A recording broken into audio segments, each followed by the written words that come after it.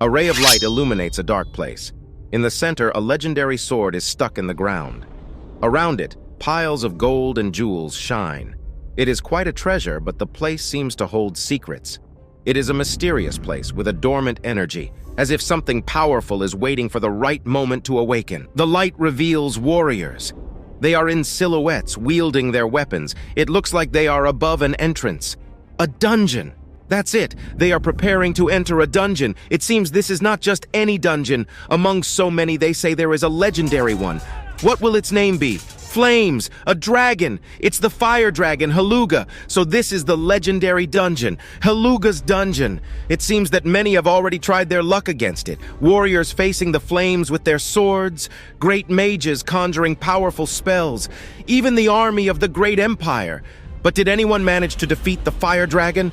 But a powerful roar echoes. The flames incinerate everything. It seems that everyone failed. Warriors, mages, armies. The fire dragon turned them into ashes. But they say someone succeeded. Someone conquered Haluga's dungeon, and this someone was not a famous hero or a great general. Who could it be? We are about to find out. A mysterious man with a calm and confident look. He is an eccentric adventurer named Edmond Dantes. Edmond, unlike the others, did not seek fame or power. He wandered the world studying magical stones. His quest was for a legendary magical stone, the Dragon's Bloodstone. Driven only by his curiosity about this stone, he ventured into the Fire Dragon's dungeon. He murmurs, staring into the vastness of the cave. But instead of fear, a smile appears on his face. He found what he was looking for. A tense silence hung in the air as Edmond faced the colossal creature. No one had ever dared to approach the beast in that way. The rumors about Edmond's fate inside the dungeon were the most varied and fanciful, but in the end, he returned. And now, with the knowledge acquired about the Dragon's Bloodstone, Edmond prepared for the next step. Edmond dedicated himself to research in his laboratory. After a while, a blue light emanated from the place. He had finally succeeded. In his hand, a magical stone glowed intensely, ether. Edmond created a powerful magical stone capable of changing the world. Constructions floated in the air, lifted by an invisible force. An imposing figure stood out, manipulating a small sphere with the tip of his finger. Edmond Dantes, the man who changed the world with a single magical stone. A young man observed the scene with admiration and fascination. The young man held some magical stones in his hand, observing them with curiosity. Edmond Dantes, now a legendary figure, was revered by the people. The young man, inspired by Dantes' legacy, clenched his fist with determination. The young man, now determined, raised his fist to the sky, ready to forge his own path. Under a blue sky, a young man held a pot where a plant grew, nourished by a blue magic stone. The stone pulsed, irrigating the soil with tiny drops of water. Someone approached, impressed by Seiji's skills and curious to know how he had managed it. Seiji explained that the technique was simple. He combined two types of ether, one of water and another of amplification, to create the stone. He had tried to direct the amplification to the water output of the stone. He believed that this way, even with little mana, it would be possible to reuse it. With this, the village chief's crops can last longer, Seiji concluded, hopeful. The village chief sighed, worry etched on his face. The dry land around them highlighted the gravity of the situation. It was the third consecutive year of drought, and the possibility of survival was becoming increasingly uncertain. Meanwhile, a group approached, curious about the chief's presence in that arid area. Unnoticed by them, two men watched everything from the top of a nearby dune. One of them, named Lloyd, two guards from the Wolf Guild, Lloyd and Butch, suddenly appeared, intimidating the villagers. They accused the chief of negotiating secretly. Frightened, the villagers trembled before the threat. Lloyd, impatient, questioned how many times he would need to repeat himself. Ether was on a completely different level from magic stones, he explained. It was a mysterious metal that infused the very magic spell, not just mana. Thanks to this, everyone enjoyed the convenience of magic without the power of a mage. An imposing figure materialized amid an intense magical glow, surrounded by raw ether. It was the pinnacle of magical forging technology, an incomparable power. Lloyd reinforced that ether was on a much higher level compared to those counterfeit products. Seiji watched everything, impressed. But the village chief did not back down. The exorbitant prices charged by the guards were unsustainable. "At this rate, we'll starve to death by your hands before the drought gets us," the chief protested. Lloyd, surprised by the chief's audacity, reacted. The wind whipped the flag of the Wolf Guild as Lloyd, furious, reminded the chief of the guild's importance for the village's survival during the years of drought. If they were not satisfied, they could try to manage without their help. The chief, in shock, watched the guards' fury. With a threatening smile, Lloyd stated that the only way to survive without the guild was to face the wrath of Master Volg. Frightened, the other villagers feared for the village's safety. Accusing us of ingratitude, he might very well destroy the village, they thought, terrified. Lloyd fixed his gaze on Seiji. "You are Seiji?" he asked with a threatening expression. Seiji, surprised, confirmed his identity. Lloyd sneered, recalling that the boy's reputation was already known throughout the village. Rumors had spread about an errand boy who dreamed of being a creator. He collected discarded magic stones to study magical forging and helped the villagers with counterfeit ethers. Lloyd revealed that Volg, the guildmaster, was furious with Seiji. Ether sales had plummeted because of the counterfeit ethers the boy was making.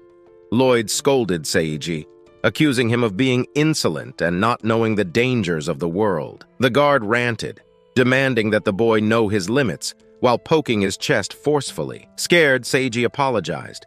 Lloyd sighed and decided to let it go that day, but in return, he would demand a favor from the boy. Curious, Seiji awaited the proposal. Lloyd changed the subject.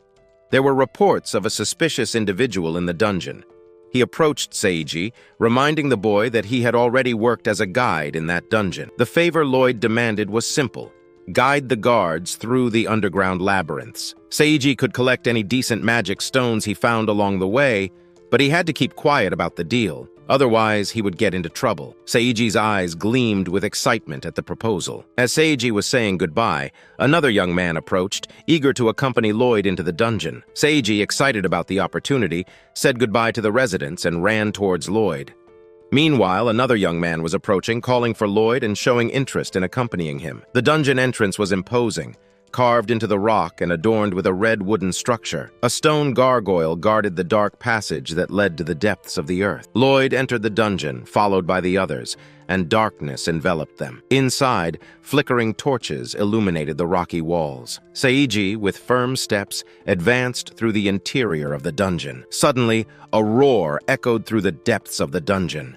An imposing figure emerged from the darkness, eyes gleaming intensely amid the smoke.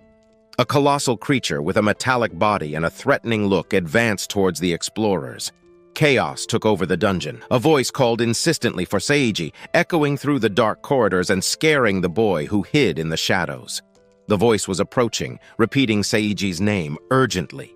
Frightened, Seiji responded, his voice trembling, confirming his identity. Suddenly, an intense light illuminated the place, revealing an imposing figure.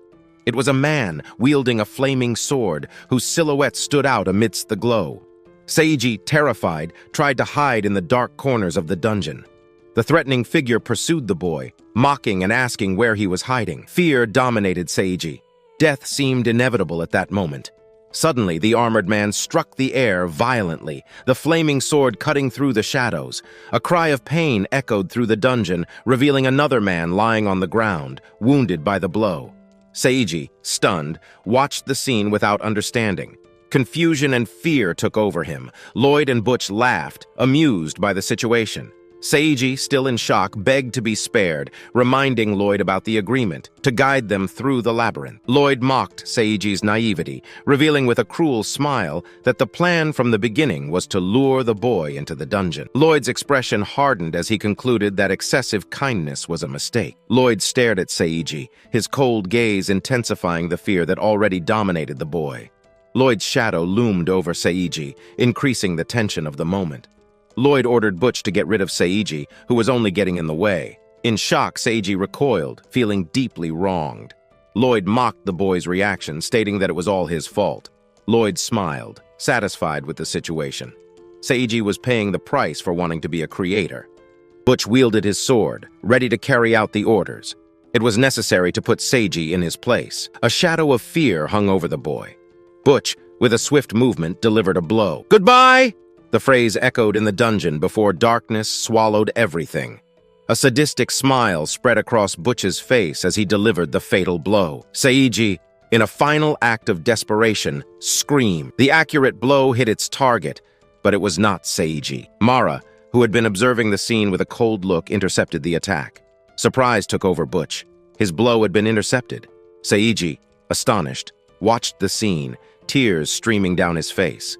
Mara, wielding a stone hammer, faced Butch firmly. Butch, incredulous, wondered if that was really a stone hammer. Irritated, he questioned who the newcomer was and why he was interfering. Butch, still confused, questioned the meaning of the word blacksmith. Lloyd, impatient, explained that a blacksmith was someone who made weapons like that sword. Mara confirmed the explanation but questioned why Lloyd was treating him with superiority. Lloyd retorted, stating that they were on official duty and it would be better for the young man to pretend he hadn't seen anything and move on. Mara responded with a defiant look, leaving the question in the air. What if he refused? The tension increased as Lloyd prepared to respond. Lloyd, with a cruel smile, initiated a swift attack against Mara. The sword cut through the air, but the young man intercepted it with a quick and precise movement. The sound of metal clashing echoed through the dungeon. Lloyd attacked with fury, but the young man defended masterfully, dodging each blow. The young man's gaze intensified. "You will die!" he declared, his voice firm and relentless, before counterattacking with brutal force. The young man, with uncontrollable fury, delivered a devastating blow. Lloyd's sword shattered into pieces, metallic shards flying through the air. Incredulity was stamped on the faces of all who watched the scene. Seiji, mouth agape, could only think about the destroyed sword. Mara, in a sudden move, took the pieces of the sword to his mouth and swallowed them, leaving Seiji horrified. The young man spat out some splinters, complaining about the terrible taste of rusty iron. Butch, stunned, could barely process what was happening. In an agile move, Mara delivered a powerful punch to Butch, sending him flying. Mara, observing Lloyd unconscious on the ground, commanded him to sleep. Seiji approached cautiously. Butch, recovering from the blow, ordered the young man to stop immediately. Butch questioned which guild the young man belonged to. Mara stared at Butch with disdain, stating that he had chosen the wrong person to face that day. Fury dominated Butch. That was tantamount to declaring war on the guildmaster, Volg. Butch, in a threatening tone, warned Mara to keep quiet if he valued his life. Other guild members approached, curious about the commotion. Butch, with a trembling voice, questioned who the stranger was. Mara, irritated by the delay, scolded Butch for his chatter. If he wanted to fight, he should fight now. Impatient, the young man delivered a quick blow, sending Butch to the ground. Seiji, frightened, watched everything in silence. Inside the dungeon, the atmosphere was heavy. Seiji, still in shock, observed the scene. Lloyd and Butch were tied up and gagged, lying on the ground. Seiji thanked Mara for his intervention. The young man, with a modest smile, downplayed the act. Seiji insisted, his voice choked with emotion. He said the young man had saved his life, and he didn't know how he could repay this debt. Embarrassed, Seiji bowed repeatedly in gratitude. The young man watched the scene with amusement. Suddenly, another young man, with blonde hair and a wide smile on his face, approached. He exclaimed that he did what any hero would do. Confused, Seiji observed the newcomer. Mara, with an irritated expression, questioned why the blonde wanted to take the credit, since he was the one who saved Seiji. Ignoring the blonde's words, Mara turned to Seiji. He said that anyway, it was a pleasure to meet him. With a friendly smile, he introduced himself as Mara, a blacksmith traveling the country, fixing weapons and such. Pointing to the blonde and a dark-haired girl with a serious expression, Mara introduced them as Fennel and Mara. He explained that they were traveling with him due to some setbacks. Seiji just kept watching. Mara commented that she heard that he dealt with magic stones too. He said that this was another reason for Seiji to be careful, as those guys were everywhere. Mara cast a disdainful look at Lloyd and Butch. Seiji, with a face full of guilt, murmured an apology. Mara was arranging her things, getting ready to leave. Seiji watched her, curious. Mara, as if reading his thoughts, said she understood and that it was okay. He added that he was already planning to leave soon anyway. Mara, with her usual seriousness, observed the silent exchange between the two. Seiji, still confused by Mara's sudden attitude, wondered what had happened. He questioned whether Mara had something urgent to do. Mara, with an intense look, said goodbye to Seiji, recommending the boy to be careful. Her voice was laden with a tone of warning. Mara, touching his own chest, announced that they needed to descend at that moment. He recommended that Seiji leave quickly. Seiji, surprised by the sudden rush, stammered, asking for a minute. Mara, already walking away, said that the thanks were already enough. Seiji, still confused, tried to argue, but Mara interrupted him, pointing to the path ahead. He exclaimed that that was the wrong direction. As Mara, Fennel, and Mara walked away down the corridor, Seiji watched the scene, stunned. Fennel, frustrated, grumbled to himself. He thought he had made a cool exit, but ended up ruining everything. Undecided, he wondered if he should just casually walk through the wall. Seiji, still watching the group, was startled by a voice. An embarrassed voice apologized, explaining that they could hear him. Lost in the labyrinthine corridors, Mara commented on the complexity of that place. He wondered how many times they had already gotten lost. Fennel, with a bored air, replied that they had already passed by there more than 9 times, he was sure. Mara, with clenched teeth, corrected his friend. Counting the time they returned to the same place where Seiji was, it was already 10 times. Fennel, irritated, accused Mara of having led them the wrong way the last time. He protested, claiming that Mara was trying to hide the mistake. Mara, impatient, stretched Fennel's lower lip with his finger, making him shut up. Fennel, with his lips stretched, complained about the prank. Mara, with a sarcastic smile, retorted that a true hero didn't dwell on the past. Seiji, watching the scene, timidly called for Mara. Seiji, with a shy smile, said he thought he could help with that labyrinth. Mara, Fennel, and Mara looked at him, surprised. Fennel, incredulous, questioned how Seiji intended to do that. Seiji, asking for a moment, concentrated, fiddling with something in his hands. Suddenly, with a triumphant smile, in Seiji's hands, an object shone. It was a multifaceted crystal, emitting a soft light. Mara, intrigued, wondered if that was the ether of direction. He asked how Seiji had gotten it. Seiji, with a sly smile, denied it. He revealed that the object was fake. Mara, looking closely at the object, noticed the details. He noticed the glue residue, revealing the true nature of the object. Seiji, excited, asked Mara to calm down. He explained that despite the appearance, that object worked perfectly. Seiji said that thanks to that object, he had already guided many people through that dungeon. Mara, Fennel, and Mara watched the scene, confused. Fennel, incredulous, repeated that it was fake. Mara, intrigued, questioned what Seiji meant by fake. With a wide smile, Seiji explained that he just recycled the ethers that the heroes use and discard. Mara, thoughtful, compared Seiji's attitude to a renovation. Observing the object in Seiji's hand, Mara commented that the boy did not seem to have much of a knack for business. Seiji, a little downcast, sighed. He said he understood what Mara meant, but Mara interrupted him. He explained that the direction ether was one of the most complex ethers, due to the spell contained within it. Mara stated that in that way the ether could not work properly. He observed Seiji with skepticism. Then Mara added that, unless, Seiji, with a confident smile, waved the object in his hand. Suddenly, a flash of light filled the dungeon. Mara, Fennel, and Mara found themselves in front of the entrance of the place. Astonished, they observed the exit, illuminated by torches. Mara, incredulous, exclaimed, surprised by what had just happened. Seiji, with a proud smile, said, "I told you it worked!" He pointed to the exit of the dungeon. Fennel, mouth agape, asked if it really worked. A man with a thick beard and angry expression, hidden in the shadows, watched the scene, gritting his teeth. Back in the labyrinth, Mara pointed to a passage, saying, "This way." A huge door stood before them, imposing and adorned with complex carvings. Seiji explained that all the heroes who passed through there found their way through that door. Mara, surprised, found it incredible. "Thanks to you, we crossed the labyrinth in an instant." Fennel, still confused, asked if that was really possible. Mara, observing the fake ether in Seiji's hand, commented that despite the rudimentary method, the object worked. He admitted that it was incredible. Mara continued, stating that it would be impossible to create something like that without a precise calculation of proportions. He wondered how that boy, without even having learned the art of stone creation, managed to do something like that. Fennel, mouth agape, agreed with Mara, impressed by Seiji's skill. Mara stared at Seiji, visibly impressed. He stated that the boy had a lot of talent. Mara then asked Seiji if he by any chance wanted to join a guild. Seiji, with a hopeful look, replied that he did. He said that, in fact, he applied to several guilds every year, but had not yet received any response. Fennel, Mara, and Mara reacted with surprise to Seiji's revelation. Mara asked very seriously. Seiji, with a shy smile, explained that he learned about magic stones on his own while helping with village chores.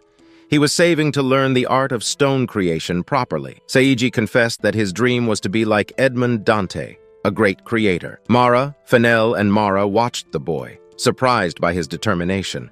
Seiji, observing Mara, Fennel, and Mara's reactions, questioned why everyone had serious expressions. Mara, with a face twisted in anger, stared at Seiji intensely. Fennel, nervous, asked his friend to calm down. Mara, with a contained smile, watched the scene. Mara, with firm steps, approached Seiji. He ordered the boy to listen carefully. Mara's face was serious, his gaze fixed on Seiji. He stated that whether Seiji liked it or not, there was one name he should never mention while with him. Mara, with eyes burning in fury, growled, "Edmond Dantes?" Mara faced Seiji, waiting for an answer. He asked if the boy had understood. Seiji, trembling with fear in the face of Mara's contained fury, stammered, confirming that he did.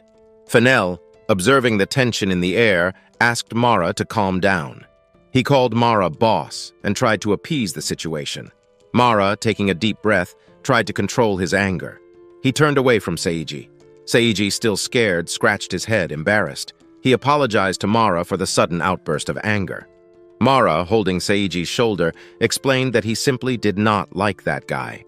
That person, Dante. He asked Seiji to try to avoid mentioning that name. Seiji, with a nervous smile, agreed. He stated that he would remember that. Mara, with a sadistic smile on his face, clapped his fists, exclaiming, "Right!" Fennel, brandishing his axe enthusiastically, announced, "From now on, I will pave the way to the temple. Let's go, like a hero!" Mace observed the scene, impatient. Mara, with a heavy step, stomped on the ground, making the soil tremble. Suddenly, the ground gave way beneath their feet, swallowing the group into a dark hole. Seiji, falling among the debris, watched everything in astonishment. Amidst the dust and darkness, a surprised voice wondered what was happening. Fennel, excited, asked if it was an earthquake. Mace, with wide eyes, tried to balance amidst the fears. Fennel, wielding his axe, exclaimed that if it were an enemy attack, bring it on. Mara, observing the situation seriously, deduced that it seemed to have happened in the depths of the dungeon. He confessed to having a bad feeling and that they needed to hurry. Mara, stomping hard on the cracked ground, announced a change of plans. He ordered that, first of all, everyone get out of there. Seiji, confused, questioned what was happening while being dragged by Mara amid the chaos. Mara, with eyes wide in surprise, watched the abyss open beneath his feet. Seiji, with an expression of pure terror, clung to Mara. Mace and Fennel, frightened, tried to stay standing as the ground crumbled. Fennel, desperate, called for Mara and Seiji. The group plummeted into the dark hole, swallowed by the darkness. Mara, trying to control the fall, braced for the impact. Mara, in free fall, shouted to Fennel and Mace, warning them to be careful. Rocks and dust fell on them as the abyss opened beneath their feet. Fennel, looking around, asked what was happening. Mara urgently ordered, "Look up!" Fennel and Mace looked up, frightened by what they saw. A huge rock was falling from the ceiling, about to crush them. A cry of pain escaped someone's lips as the rock hit the ground with a deafening crash.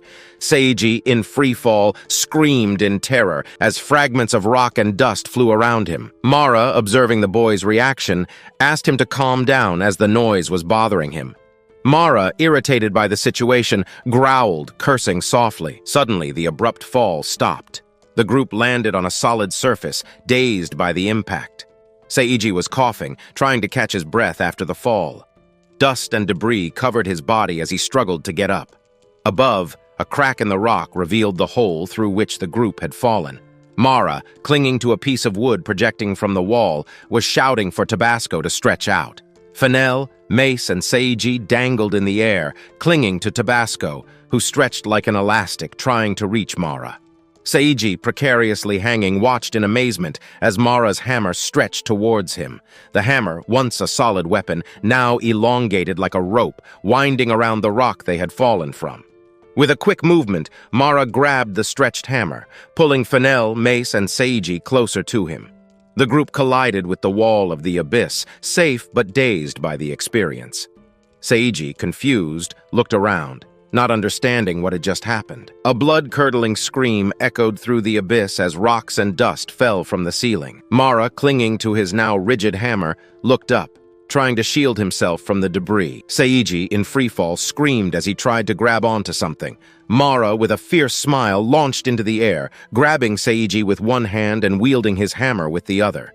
The scene dissolves, giving way to the phrase, "This is..." Mara, with Seiji in his arms, ran through a dark corridor, his steps firm and determined. Next, we see Mara in midair, delivering a powerful hammer blow to the ceiling of the abyss. The impact of the hammer blow creates a crack that quickly spreads across the ceiling. Mara, with a fierce smile, shields Seiji with his body as rocks and dust fall on them.